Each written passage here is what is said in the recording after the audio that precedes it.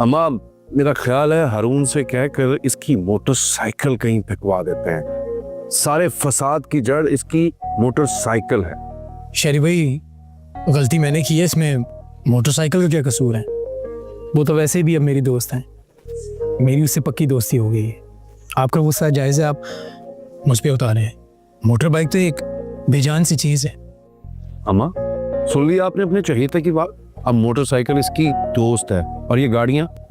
शरीफ भाई, गलती मेरी है, मुझसे हुई है। इससे तालीम और बाइक का क्या वास्ता? और अगर आपने यही करना था तो इतना भारी डोनेशन क्यों दिया?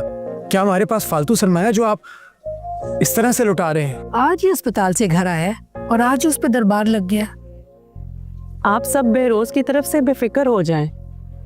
ये मेरा वादा है कि बहरोज आंदा ऐसा कुछ नहीं करेगा, हर काम असूल और तरीके से करेगा। ठीक है,